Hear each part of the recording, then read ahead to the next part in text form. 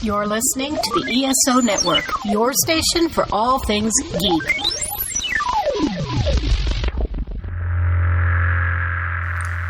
Let's get spooky. You found Earth Station Boo, where horror lives, legends linger, and laughs are always waiting. Stay with us. You know you're dying to listen. And welcome to the Spooky and Kooky podcast of Earth Station Boo, where we talk all things horror. Introducing our horrorholic host, our kick-ass Karen. What up, my horrorholics? And I am your terrifying T. And today we are going to be talking about one of our beautiful husbands of horror, Mr. Skeet Ulrich. Skeet, motherfucker! Oh, Skeet, goddamn. And on that note, let's get spooky. Are you a horrorholic? Then take your horror obsession beyond the podcast. Check out Earth Station Boo's merch store for killer designs to let the world know that you live for the scares. You can also join our Discord and hang out with fellow little ghouls, talk monsters, movies, and midnight madness. And if you want to support the show directly, visit our throne to keep the screams and laughs coming. Find everything in our link tree, and remember, stay spooky. Riddle me this. What do you get when you cross the 60s Batman show with Drew and Mike's recaps and reviews? Holy Captain Obvious! That's easy! The Bat Chums Podcast. Riddle number 2. How do the Bat Chums get across the road? You don't have to be the world's greatest detective to know that. They are on YouTube and the ESO Network. Just go to batchums.com for more info. And what's with all these ridiculous riddles? Don't worry. The worst are yet to come.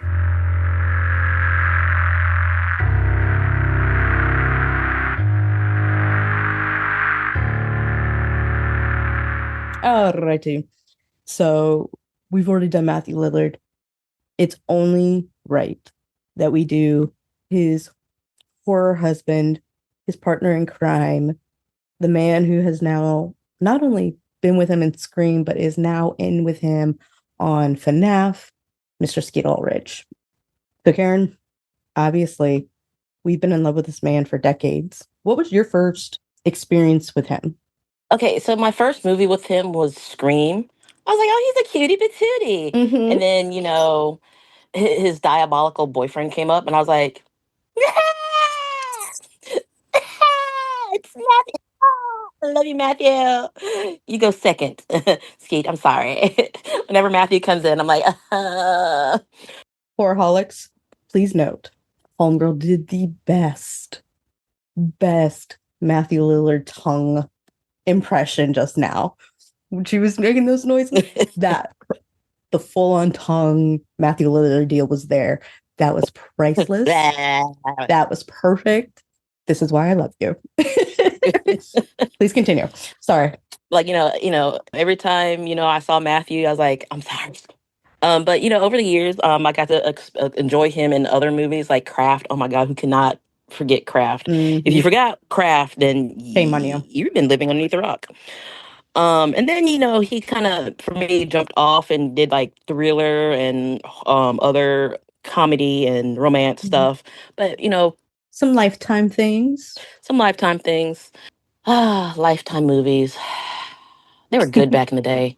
Right. Now I don't know what's going on. I mean, I don't know what's going on. But when Patty Duke was on, you knew that was gonna be a banger. That was gonna be a banger movie. But anyways, yeah, Skeet, yeah, he shaped my early, late 90s, mid 90s to late 90s.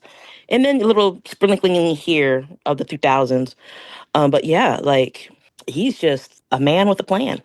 Scream was my first movie with him. That is when I knew I was in trouble. Or I should have known. I don't think I really understood and knew, but I should have. That is when I realized I have a thing for bad boys. They're so bad that they're good. I can't help it. And as much as I love Matthew Lillard, Skeet, oh, he takes my breath away. Even now, your girl loves Skeet. Absolutely loves him. Cleaned up, looking like a bum, doesn't matter. Ooh, homeboy is my type. He is my type. But no, I liked him in Scream and had a crush on him. But like later on, going back and watching it, it's like, oh no, Homeboy's good. He's a good actor. And then I kind of became sad that like I didn't see him as much and like he wasn't in as many things and that I would have liked to have seen him in. And so I'm just like, oh, like Oh, he's kind of underrated. And I think Hollywood was missing out. But he's kind of getting he's like, hey, I'm back kind of thing. And I'm excited to see where his career goes with this. Obviously, Craft and Scream were his two big, like out there roles. They both came out in 96. yep. How do you think having a role like Billy Loomis in Scream kind of defined his career? Like, why do you think even today, like people who see Scream for the first time are like, oh my God, Billy. He makes bad look good. He does. He makes evil look good. And that defines, a character for me. Like, if you could completely disappear into a character, it defines you as an actor. Mm-hmm. And when he played in The Craft, I was expecting another, Billy Loomis character. Yeah. But no, it was totally different. And Mm-hmm. I was like, I don't see you as Billy. I see you as Chris. Mm-hmm. And that's a difference. Because some actors, they leave a part of themselves and you're like, oh, I can see through that. Yeah. But for me, Skeet kind of like embraced his role and tried to become that character. He did. Yeah. And you tend to forget all the other characters he plays because you want to compare and contrast.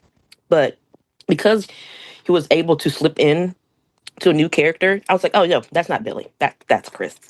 Mm-hmm. Or oh no, that's not Joe Newton.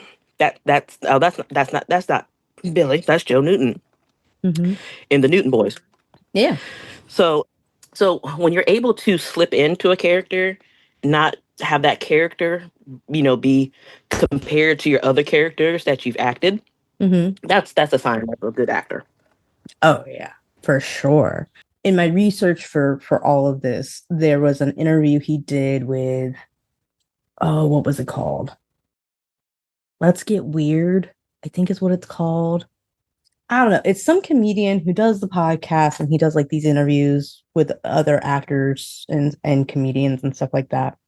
And Skeet was in on it, and they had recently done a movie together, but they were talking, and he talked about his time doing the Elizabeth Smart film with Lifetime that he did, and that's a real world thing. He was playing the guy who tortured this poor girl, and he was supposed to meet her before he got his hair and makeup done. She came in as soon as they were finished with him. And he said when she came into the makeup trailer, and she saw me, she froze. He goes, which he goes, props to the makeup and effects team because they made me look like the dude. But still, like, he goes, it broke my heart seeing that like I triggered her like that. He goes, but then, to have her come onto the set and be like, oh no, the bucket wasn't there, it was over here. And like different things like that, where he was like, it was kind of eye-opening. He goes, and I felt honored to be able to like help tell her story. He goes, even though I was the bad guy in the story. And he's like, Yeah. but he goes, he's like there's like the one scene, he goes, where I basically have to tell her that she needs to be a good girl and like take care of me. And he talked about having to like unzip his pants and doing all the like these kind of things.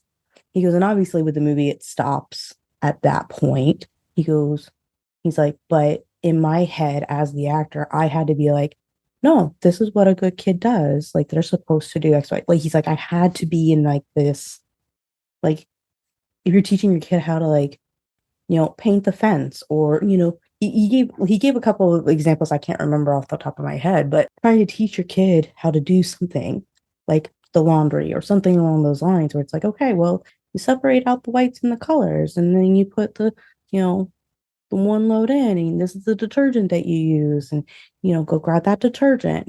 Okay, set, put it on cold tap, put it on this. Here's the settings you need. He's like, with those scenes where he's like, I'm essentially torturing this person. He's like, that's not how that guy was thinking about it. He was thinking about it like, I have to teach her how to do the things I want her to do. And he thought about it and doing it like that. And it was like, ugh, oh my goodness. Like, that's some mental shit. But at the same time, he was able to like step away and be like, but that's why I didn't lose myself. Like, he's like, I can see where the mindset was, but I'm not gonna do that. That's stupid, like, so he's there, but he's not there. But with like Billy, he played a teenage kid who wanted revenge, who wanted, to make the people who hurt him hurt. And he got his crazy friend to come along with him. And he made a girl fall in love with him. And it was one of these deals of like, you bought it. For a good half of the movie, you were Team Billy. You're like, yeah, Billy, he's innocent. We love Billy. Like when you first watch it, you're in it. And why? Because he had you there. He had such a good, convincing performance. When you kind of look at his career, especially when it comes to like the horror and thriller things, do you think he's been typecast? And do you think it's one of the reasons why maybe he didn't have a star-studded career like other individuals?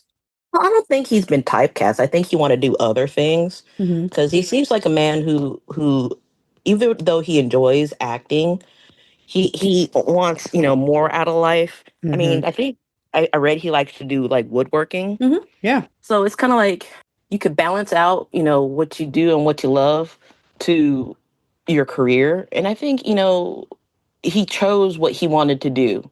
Kind of like that guy who was in the faculty. Josh, oh my God. I mean, I give credit to any actor who, after their first role, is like, no, I want to like just live like regular life. I know Malcolm in the Middle is coming back, and the guy who played Dewey is like, you guys have fun with that. Like, I'm not coming back. I'm good. Yeah, Josh Hartnett. Oh yeah. He also had that same thing of trying. He could have been blah. Yeah. But he also not to like ride that wave. And I respect him. I respect actors who decide to like, you know what, I want to act, but I don't want to act. I want to be able to do what I want to do out of life. And also, work. Yeah. And so, I think with him, I don't think he's typecast. I just think he wants to be able to live a life while acting. And it's kind of hard when you like become a famous actor because now you're under the scrutiny of the microscope and everyone gets to be all up in your business and shit. And so I think the way he did it, you don't know that much about him. Yeah. You only know what he tells you. Yeah. And that's good because it's great. I don't want people up in my business. Yeah. All right. I don't want to be like, I love ScarJo. I don't want to be like her where like I have cameras in my face 24/7. What is she doing? What is she wearing? Who she's having sex with? Yeah. I respect that. If somebody could like, if actors could do that, I respect them for it because I don't think I could do like that. I don't think I could be underneath that scrutiny 24/7 today. 24/7. I just because at some point I'm gonna flip the fuck out and they'll be like, oh my God, she's having a Britney Spears moment. And I'm like, no, you guys just don't leave me alone. I was like, just leave me alone. I want to. Yeah. So, yeah. Yeah. I mean, there's always that like age old question of, do you want fame or fortune? And I'm like, give me fortune. And they're like, but if you have fame, you also have fortune. And I'm like, I don't want fame. I don't want everybody up in my business. Like, and don't get me wrong. Like, I don't have anything to hide. Like, kind of an open book. But at the same time, like, I want to be able to go to the beach and not be like, camera up in my face, like, what you doing? Like, who's she kissing? Shh, we're not supposed to talk about that part. I know, right? It's like who is her boo thing of the year? You just I'd rather have the fortune than the fame. I mean, I'll act here and then dip out. And don't get me wrong, like I don't mind being like popular. Like if this podcast like really like takes off and people recognize us from it, like I'm not gonna be mad about that. Just respect my privacy. Like if you see I'm with my family, peace out. Like leave me alone, you know? But I think like that's more like common courtesy type stuff. Yeah. But he does have that, and I'm wondering how much of it was him growing up in the northern south. Like, so you have the south, and there's like a northern portion of it. He's from that northern portion of the south. And I'm wondering if a lot of his down to earthness is because of where he grew up and was because of the people he grew up around. He had family who's famous in NASCAR, but he's just like, nah, like I'm just a dude pretending to be another dude, you know? And I respect that. I think it's really cool that he's able to do that. And I don't want to say that he's typecast in horror or thrillers, but I also think in horrors and thrillers, there's only so many characters that you can be. Yeah. And I feel like if you're not one, you're the other. So I don't know how much of it is typecasting or how much of it is you only have a select number of characters that you can actually end up being. Obviously, we love him with all like the different things that he's done, and we love what he's played in horror. But do you think, or how do you think, I should say, how do you think his playing of these like iconic horror characters in the mid 90s, how do you think it affected the way that they made horror in the 90s and early 2000s, especially when it came to teenage characters because of him? Well, they try to make they try to copy him, a little bit too much, in my opinion, because you had that smooth. He kind of looked like a crybaby. Have you ever seen that movie Crybaby? Mm-hmm. That's who he reminded me of, and that's what I kind of kept seeing. So Johnny Depp. Yeah, that whole that good-looking bad boy with a soft side. Mm-hmm. You know what I'm saying? Yeah. Mm-hmm. And so I kind of saw him as like the blueprint of a good bit of 90s horror, because you always had that rough, good-looking, soft side horror main male character. And after a while, I kind of got like, boring, because I'm like, you just kind of remind me of, like, every time I watched a horror movie kind of like that with that same type of character type, I'm like, you remind me of somebody. Who is it? Mm-hmm. And and then I rewatched Scream again. And I'm like, oh yeah, that's Okay. So okay. to kind of build off of everything that you're kind of saying there, with like Johnny Depp being somebody who did kind of start in the horror realm as well, with Wes Craven. Oh, who? Yeah. Like I'm sitting here going, oh wait, they kind of actually both started with the same dude. Yeah. Do you think there's a fair comparison for them, and especially in a lot of the roles that they've played? Yeah, I kind of actually do, because, well, unlike one where that character was innocent and died a horrific death. I'm sorry, Johnny, you did die a horrific death. The other one became a killer and kind of died a simple death. A justified death. A justified death. Yeah. I mean, he did kind of deserve it. I'm sorry. Johnny Depp's character did not deserve that. He was just a teen trying to fall asleep, and then it was a river of blood. I'm like, oh my God. Billy, you deserve that. You were angry at the wrong person. I'm sorry. You just angry at the world. But because of, he basically played that quintessential teen that is almost, that you see in almost, horror movies. I think that's the reason why Scary Movie came out, because you saw that quintessential teen that has that little angst in him, that, wants to see the world burn. And you're like, But I mean, I feel like it's fair to say Wes even took, he's like, hey, this is what I have with Johnny. I'm going to do this with Billy or with Skeet, but I'm going to make him the bad guy instead. Like, yeah, it's almost like he's like, and same character, but you're going to be bad. You're a bad boy. Same character, different font. Exactly. And so, like, most of my childhood was kind of like, watching kind of like Johnny Depp slash Billy Loomis character type esque in horror movies. And at the same time, you're kind of like, can we switch it up? Yeah. And that's fair. Absolutely fair. I think how he played the character definitely changed the way other people ended up playing their characters.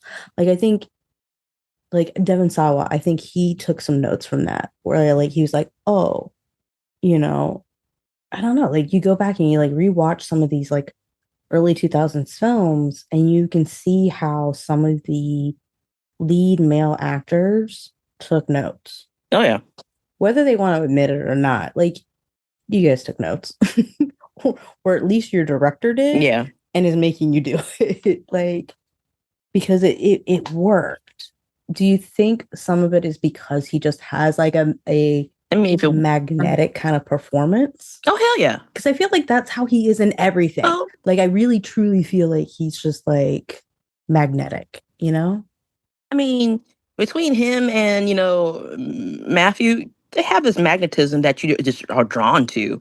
Mhm. And, you don't want it to disappear. You want it to last forever.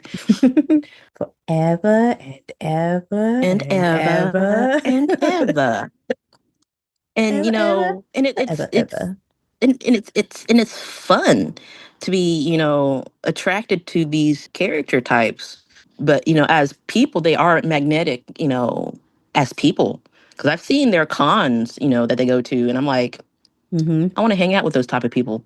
You want to hang out with positive people because it not only does it lift you up, but it lifts them up because you're feeding off of each other's energy. Yeah. And Yeah. energy vampires. Colin. Damn it, Colin. Damn it, Colin. And so, yeah, I actually absolutely love the fact that, Skeet has been around for so long and, and he has this magnetic personality. You see it in all the characters that he's played in. And the most recent series that I was watching, Riverdale. Mm-hmm. Yeah. Mm-hmm. Papa Jones, he can get it. Yeah. Yeah. Oh, yeah. Mm-hmm. Mm-hmm. Mm-hmm. Mm-hmm. You. Actually, that's actually a really great continuation. But I'll answer my answer for kind of what we were talking about. I think he is magnetic, and I think it's a subtle magnetism that people don't realize until after. And because he didn't do the normal like Hollywood route, I don't think he got like corrupted with using that magnetism. Because like that's like that can be a thing. Like, oh yeah. But obviously, because he hasn't done like the traditional like Hollywood whatever, and honestly, I feel like he's very underutilized when it comes to horror or comes to just Hollywood in general. He's a fantastic actor that should be in so many more things than he is in. But he was in shows. He was in Jericho. He was in Such a underrated show. Yeah. They only got like 1.5 seasons. Something like that. Obviously, he was in Riverdale. He also was in. He was in several episodes of CSI New York, I believe. Yeah, he played a bad guy in that. He also did. There was another thing he was in, and I can't remember what the other thing was. It's driving me nuts now. Oh well. But how do you think? Because I mean, like, they're very different roles. Like, obviously, like Jericho's post-apocalyptic. You have CSI, which is very like true crime,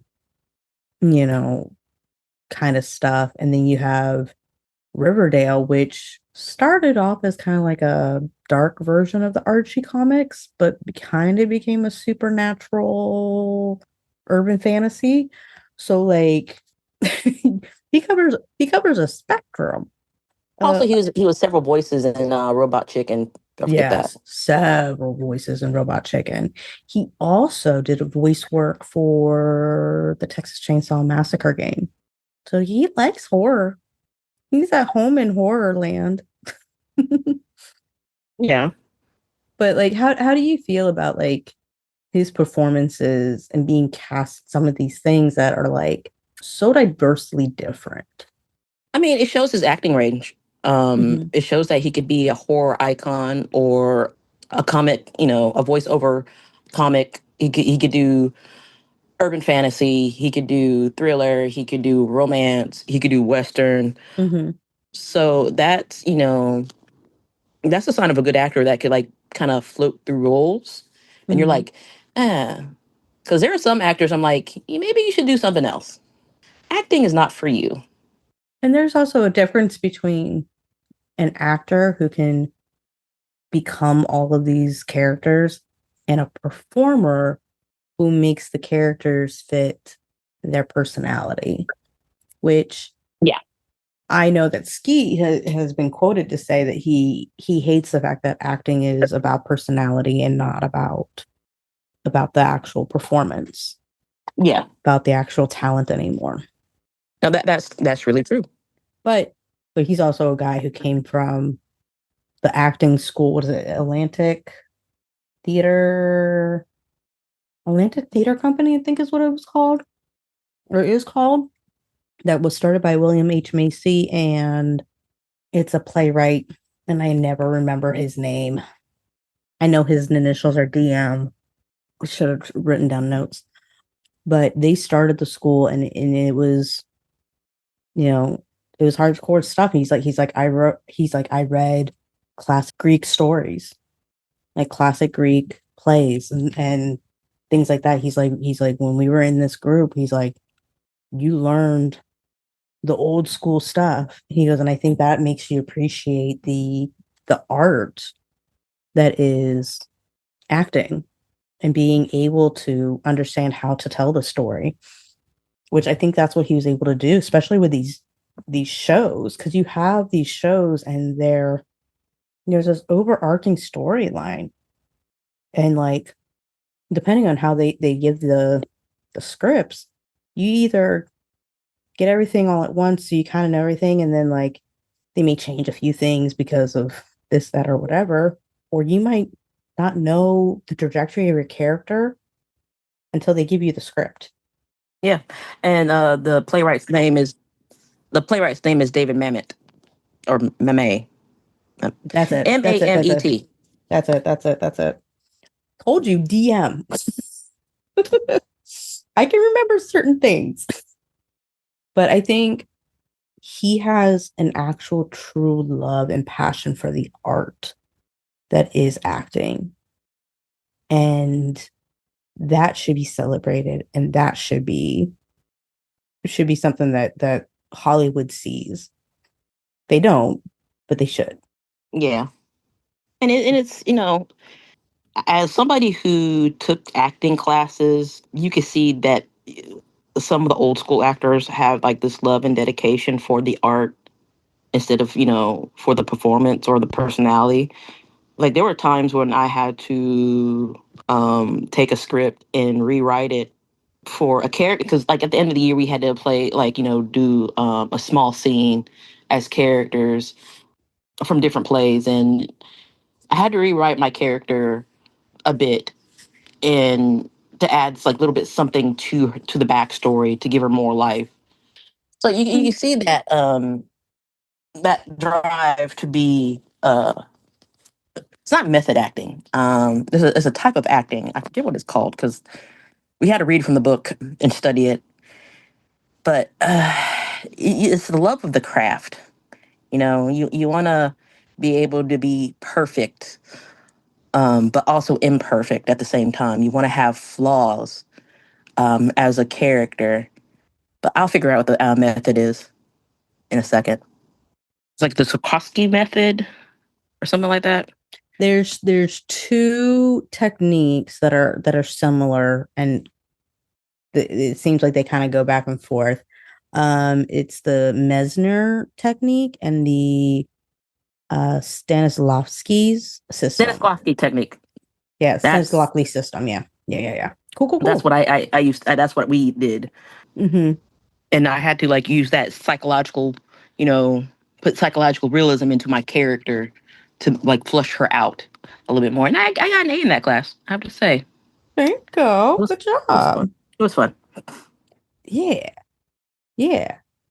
So if you could put Skeet into a modern horror film today, what would it be? What would you want to see him in? Well, I already got to see him as a father figure. I already got to see him as a boyfriend figure. I probably want to see him more of a more tragic father figure that is trying to protect his family, Okay. but in the end, he can't protect his family, and so he kind of goes that revenge route. So I want to see him in a revenge horror story Okay. as the tragic father. Okay.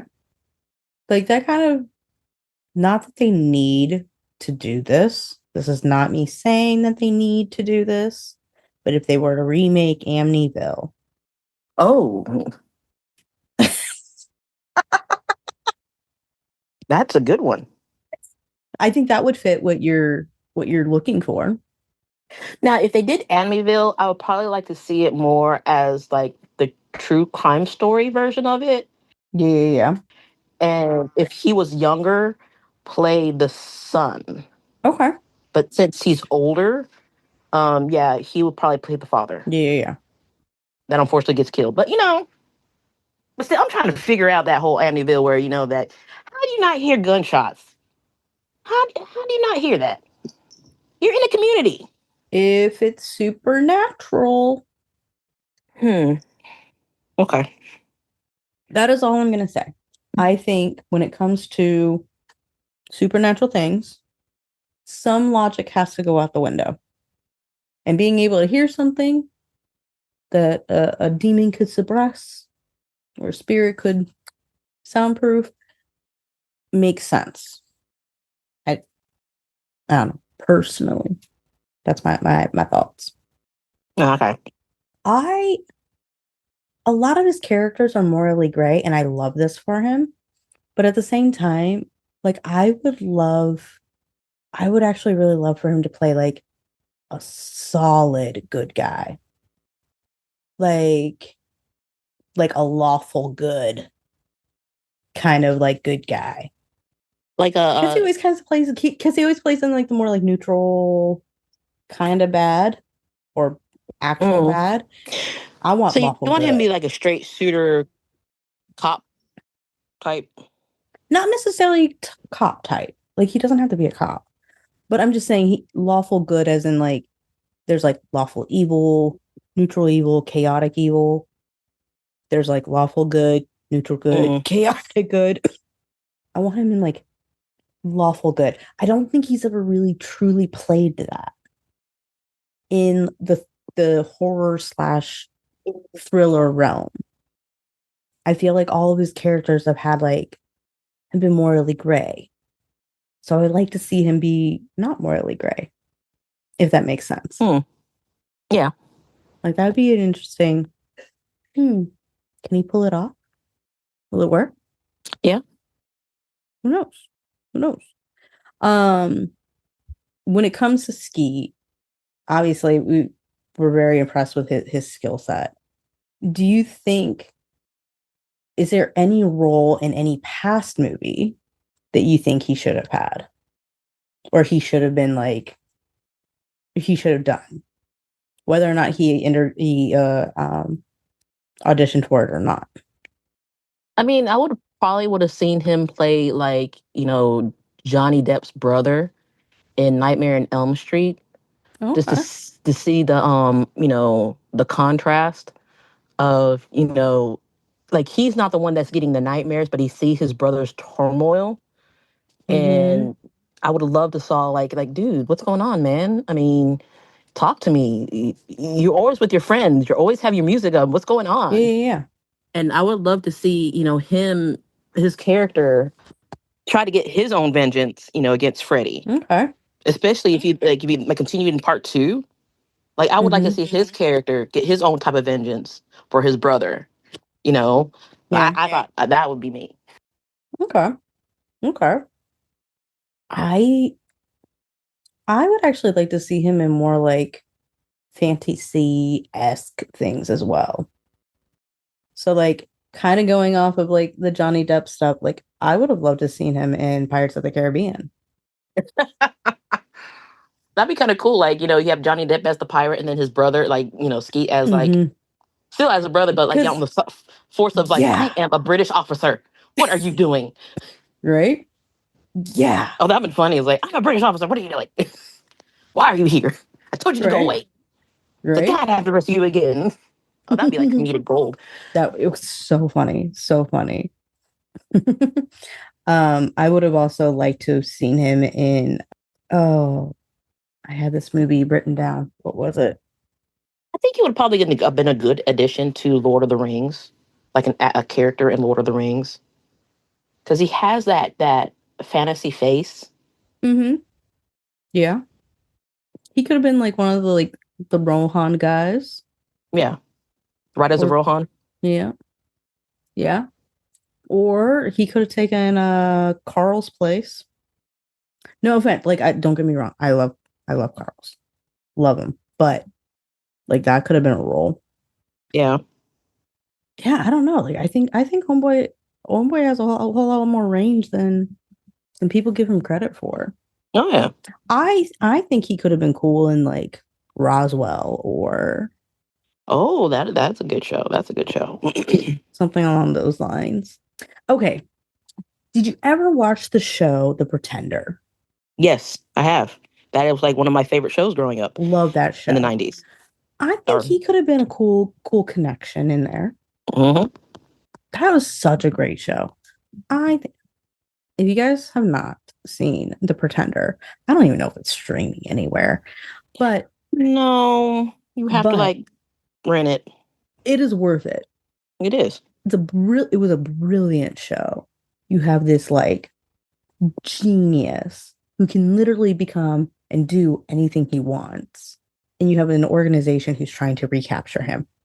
It's great. And I won't lie, I totally shipped him and Miss Parker because I don't know why I love those two together. I'm only ran for 4 seasons. That was kind of sucked too. Yeah. Warehouse 13. Oh, he would have been a great addition. Yeah, he'd been good in that one. He would have been a fun agent to have. He would have been a fun agent. I would actually loved him in like a couple of episodes of the X Files Yeah. or maybe Twin Peaks. Ooh, Twin Peaks would be killer. That would have been awesome. What do you, okay. If Billy Loomis' character survived, where do you think his story would have gone?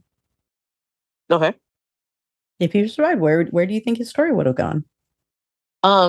If he survived, like I would probably have him low key trying to rest and heal and then rethink his strategy if he really wants to kill off Sydney again. Or maybe, kill off the pretenders, quote unquote. Okay. For me, it'd be like killing off the pretenders. Like I would have like, if I'm mad at the world and I think this one person did me wrong, I would have to rethink my life at that point. But like, you know what? It was not her fault. It really wasn't. It's my dad's fault because he's a grown ass man. And it was her Mm-hmm. mom's fault. They made that decision. Mm-hmm. Okay. All right. I'm just gonna, chill. And then you hear like these stories of these like, pretender screen killers. I'd be like, you know what? It's time for me to come out, retain my role, rescue Sydney, and kind of wink at her. I'm like, you're supposed to be dead. That's what you thought. Surprise! I'm not, I'm not gonna lie, like there's a small part of me who would still ship them together because I actually did like them together. They had good chemistry. Oh yeah. It was just one of those like Like he's he'll trying probably to be like, kill you. waiting.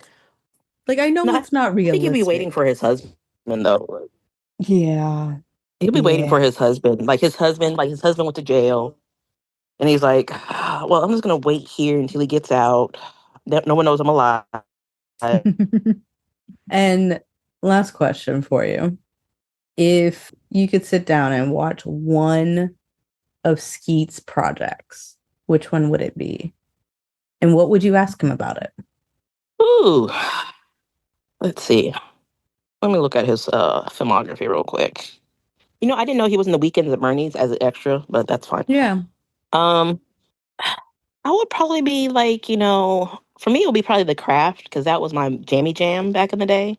And I want to know how he got into the character, like what he thought of like the witchcraft and whatnot, the research that went into it, what type of research he did to get into it. Yeah, I would probably talk to him about all that stuff. It's like Yeah. just talk about, so how did you prepare for this role? Like, did you just go in there blind, or did you like do research? Like, I know you play a jock, but Mm-hmm. did you actually play that sport, or did you just read up on it? Did you do this, that, and the other? Like, I want to know, like, your perspective of Chris. Like, how would you changed him? Like, instead of like going by the script, how would you like gave him more characterization? Like, what would you have done different with that character? Yeah. I Because there's think, like so many ways. oh, yeah. I think I would have actually liked to watch Miracles with him, which is a TV mini series or whatever. And it's Mm-hmm. about this character who investigates modern miracles for the Catholic Church, kind of like the TV show Evil, Oh, okay. in a sense, like very like basic plot of, oh, there's somebody who investigates these things like that. Like that's kind of like about where it ends, but there's that. After he actually witnesses a true supernatural miracle, only to have people dismiss him, and then he gets brought in by like a different organization, and it's a whole thing. Like it's kind of cool. But I would want to talk with him and like asking him how playing that character and how being involved with all of that and his obviously his career in the film industry, and how a lot of it is in horror and thrillers and things like that, where there's quite a bit of touches of supernatural. Like, does he believe in all of that stuff? And if he does, how does he believe in all that stuff? And like kind of have like more of like a philosophical kind of conversation with him Yeah. from all of that. You know what would be good if they rebooted it? Remember that show, Friday the 13th, Mm-hmm. where they investigated and got back all the antique items that was haunting and killing people? Mm-hmm. Yeah. I think he would actually make a good protagonist Oh yeah, for for sure. that. For sure. For sure. I think he'll be good in that show if they rebooted it. And obviously, as we wrap all this up, do you think Skeet Ulrich is an underrated horror icon, or do you think he is somebody who actually stands the test of time? Like, what do you think his legacy is? And how many skulls would you give him? I think he is very, underrated. He probably enjoys life. He enjoys art, acting for what it is as an art form, and not as like a personality performance. And now that there's this a resurgence in the horror community, um, I think he's going to go a long way Mm-hmm. in horror again. I think we're going to see a lot of uptake of him in horror movies, which I would love, or even horror shows. I would supernatural shows. I don't care. I would love it, and I would love to see him and Matthew do more things together, either on the same side of the coin or the opposite sides of the coin. Flip it around Mm-hmm. once in a while. Like, have Matthew be the good guy and Skeet be the bad guy, and then Skeet be the good guy and Matthew be the bad guy. Right? And so, you know what? He's a damn good actor that's a chameleon, that can slip into roles and you don't even, think about it, which is a dying art sometimes. I Mm-hmm. think so. I think it is a dying art that, I think it's, some people take method acting a little bit too much, and some people, don't utilize it that much. Yeah. So he's like a 5. Yeah. I agree. A 5. Definitely a 5. He is a man of many talents. And I said it earlier, he's underutilized. He's somebody who there's a lot of roles he could do. And I get that like some of it could just simply be projects that he's like, no, I'm not going to do that because it's going to take me away from my family for too long. Or, I don't feel passionate about it. And I respect that. I absolutely do. But I do think that he deserves to have a booming career, but he has left a legacy, whether or not people realize it or not. And even with him dropping off the way that he dropped off, both him and Matthew, like the way they dropped off and didn't have that, household name thing that like so many other actors can have, it didn't diminish their impact, and it didn't diminish who they are as individuals. If anything, it made them better. And so now as they're getting their renaissance in horror, it's beautiful. It's really cool, to see all of these videos from cons where you can actually see how touched they are that people wait hours just to meet them for like 5 seconds. Like you can see, like there are moments where you can tell that as him being kind of an introverted person, that he was like, yeah, like it's overwhelming. The amount of love that we get is overwhelming. And I'm glad that they're able to see that. I'm glad that he's able to know that people love him for what he has done and for his art, and that his art is going to be appreciated for generations to come. Oh, yes. So, our fellow horrorholics, do you guys love Skeet as much as we do? 1, and 2. Oh, Skeet. Or do you not like him? And if so, why? Did you get hit in the head? Are you okay? I have questions. But tell us what your favorite Skeet film is. What was the first one that you saw? You can find us on all the things at Earth Station Boo. You can also hit up our Linktree and find everything in there as well. But we do have a Discord that is awesome. We're going to do Sunday movie nights. So check the Discord because we will be popping in there and saying, hey, what do you want to watch? Here's a couple of choices. So come join us there. We also have a merch store, some cool merch, and keep an eye out because we might be updating a few things. So hit us up, subscribe, rate us wherever you listen to podcasts such as Apple, Google, Spotify. Obviously, we are on YouTube, so please leave comments. We do interact with them. And everything's on our Linktree. But Karen, our stuff is also in the Linktree where they can find us. But where can they find you? What platforms do you like to hang out at? I'm usually on Facebook, Instagram, Threads, X formerly known as Twitter, Reddit, and TikTok. I'm mostly on TikTok and Instagram, really. You see me like you see me like pop up with a little short video and whatnot, especially on TikTok because I'm doing small little videos. Yep, I am Spill Tea Wine Media Mind. You can find me on all the things at that. Instagram and TikTok is where I hang out the most as well. I also stream on Twitch occasionally. I do body doubling streams. So I just play some fun music, chit chat with everybody as we try to get stuff done because homegirl needs to get paid while she's doing stuff. So come hang out. But as always, before we go, you are fellow horrorholics. We cannot thank you enough. Every listen, every share, every comment and engagement with the podcast makes it so that way we can continue doing this. So thank you for your support. And as always, stay spooky, our horrorholics. That's a wrap for Earth Station Boo. Thanks for listening. Follow, share, and find all our links in our Linktree. Until next time, stay spooky.